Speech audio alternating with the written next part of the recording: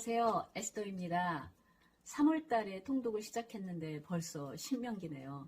하루에 4장씩 성경을 읽는다는 것이 사실 쉬운 이야기가 아닙니다. 제가 아는 어떤 분들은요, 2, 3일에 아예 날을 잡아서 하루에 4장 분량을 읽는다고 하시는데 사실 저도 그래요. 어떻게 하다 보면 성경을 한 장도 못 읽고 지나가는 날들이 있더라고요. 만약에 4장을 매일같이 읽는 것이 어려우시면요, 미리 보기에 제시되는 2장 정도를 꾸준히 읽으시는 것도 괜찮을 것 같습니다. 오늘은 신명기에 대한 개요를 먼저 잠깐 살펴보겠습니다. 신명기란 70인여 개의 두테로노미온이라는 말에서 왔는데 두 번째 율법이라는 의미입니다. 그런데 사실 신명기는요, 두 번째 율법이 아닙니다. 시내산에서 원래 처음에 받았던 율법을 이제 40년 광야 유랑이 거의 끝나가는 시점에서요, 120세 된 모세가 신세대에게 그 율법을 적용하고 확대해서 제시한 설교문입니다. 이 신세대는요, 이집트에서 노예 생활을 경험하지 않은 광야에서 태어난 세대입니다. 민수기 26장에서 나타나는 두 번째 인구 조사의 대상들이기도 하는데요. 사실 그 출산율은 굉장히 많고 평균 연령은 낮은 필리핀과 같은 제3국과 같이 아주 젊은 공동체이죠.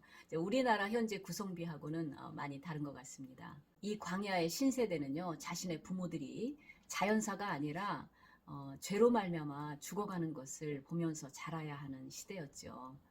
그래서 모세는 오늘 이 설교를 통해서 불순종의 비극과 순종의 중요성을 아주 강조해서 말하고 있습니다.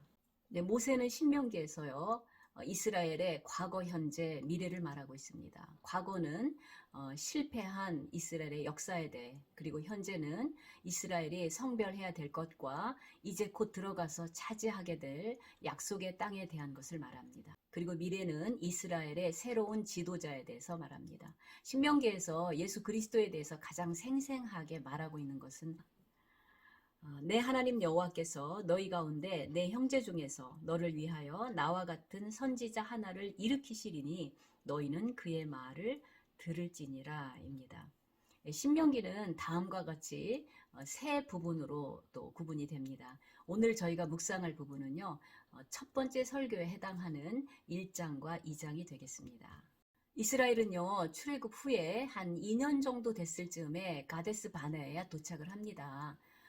원래 스케줄대로라면요, 그 가데스 바네아에서 곧바로 약속의 땅에 들어가 나라를 세우고 축복된 삶을 누리는 것이었죠. 그것이 원래의 계획이었습니다. 그러나 여호수아와 갈렙을 제외한 다른 정탐꾼들의 보고를 듣고 이스라엘 백성들은 밤새 목청껏 울면서요, 여호와께서 우리를 그리고 우리 처자를 죽이려고 이 광야에 끌어왔다. 우리가 새로운 지도자를 세워서 이집트로 돌아가자. 그러고 난리를 피웁니다. 그 불순종의 결과로요, 38년이라는 긴 시간을 넓고 넓은 광야에서 유랑해야 했습니다.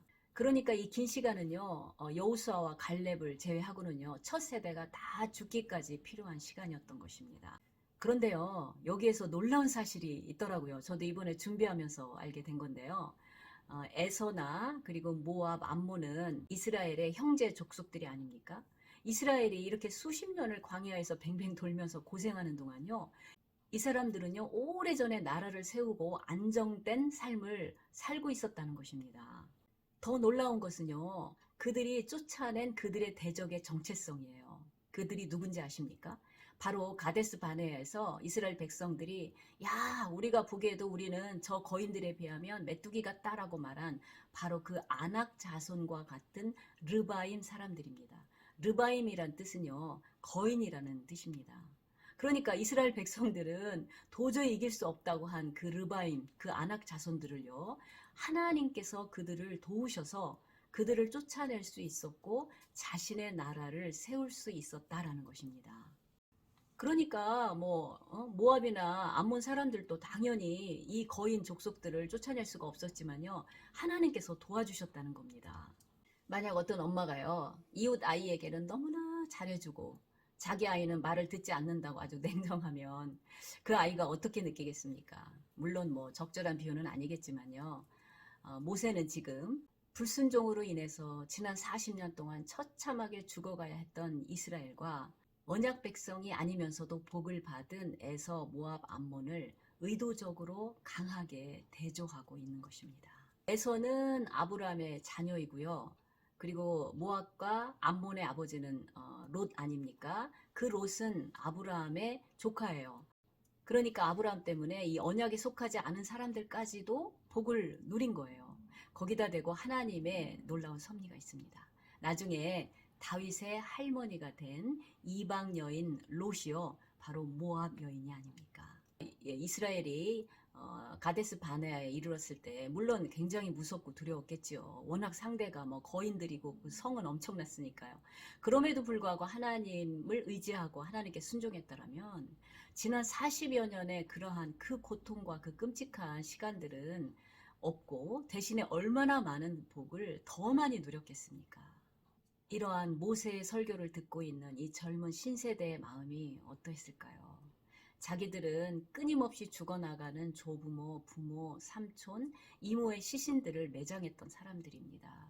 그런데 자기의 형제 족속들이 이미 그렇게 복을 받았다는 이야기를 다시 상기해서 들으면서 얼마나 부끄럽고 얼마나 사실 셈이 나고, 저는요, 이 구세대와 신세대를요, 저의 그 옛 성품과 그리고 새 성품으로 적용을 합니다.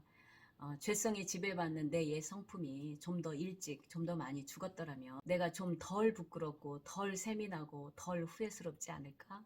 사실 그런 생각들을 한 적들이 적지 않습니다. 야, 정말 그 하나님의 위대한 사람들을 책이든 현재 실제 살아있는 사람들이든 보면요. 저 사람들은 어떻게 저렇게 하나님 앞에 순종해서 저렇게 정말 하나님 앞에 마음껏 그렇게 쓰임을 받을까? 그러면서 어쨌든 하나님께서 은혜를 주셔서 전에 깨닫지 못했던 나의 구세대, 나의 예자를 깨달을수록 감사하면서 회개하면서 나아가고 있습니다. 그런데요, 광야의 긴 그 심판의 기간에도요, 하나님의 은혜와 사랑이 차고 넘쳤다는 사실을 주목해야 합니다. 이스라엘 백성들은 고기가 없다, 물이 없다, 뭐가 없다, 불평불만을 했지 않습니까? 그런데 모세는 신명기 2장의 오늘 본문에서요, 너희들은 40년 동안 부족한 것이 없었다라고 말을 하는 거예요. 결코 물질적인 어려움을 겪지 않았고 다른 부분에서도 많은 돌봄을 받았다라고 선언을 하는 겁니다. 실제로 광야에서 유랑하는 동안요, 이스라엘 백성들은 들소같이 강하고 많았으며 또 재산도 늘었습니다. 그러니까 광야 기간 동안에도요, 결국 주변의 사막 민족들과 교역도 하고 또 머무는 시간이 좀 있으면 어떤 농사도 짓고 그러지 않았는지 주석가들은 추측하고 있습니다. 그런데 사실 이스라엘 백성들이 만나에 대해서 어떻게 불평했습니까? 이 만나를 먹고 우리는 힘이 없다라고 얼마나 불평을 했으며, 그리고 유랑민이었는데 어떻게 이 사람들이 더 부유한 사람이 됐을까요? 모세는 그 이유에 대해서 여호와께서 이 40년 동안에 너희와 함께 하셨다라고 선언을 하는 것입니다. 하나님께서는요, 불순종해서 사실 매맞는 이스라엘이죠. 광야에서 그 오랜 세월을 지내야 하니까. 그런데 그 중에도 이스라엘 백성들을 사랑하시고 그들의 필요를 채워주신 것입니다. 우리 역시요, 이 거친 인생길을 방황하고 때로는 불순종으로 어려움을 겪을 수도 있지만요, 그 시간 중에도 하나님께서는 여전히 우리를 사랑하시고 인도하시고 또 쓸 것을 채워주신다는 겁니다. 사실 저도요, 이것도 부족하고 저것도 부족하고 그런 불평의 생각이 올라오다가도요, 다시 앉아서 가만히 생각하면 또 정말 과거에 부족함이 없었고 지금도 그게 부족함이 없는 거예요. 그러니까 하나님을 전적으로 의지하고 순종하려고 노력하면서 하루하루 길을 가면, 기쁨으로 가면 되는 것 같습니다. 정말 더 하나님 앞에 순종해서 복을 누리는 삶을 살게 해달라고 기도하기 시작했습니다. 감사합니다.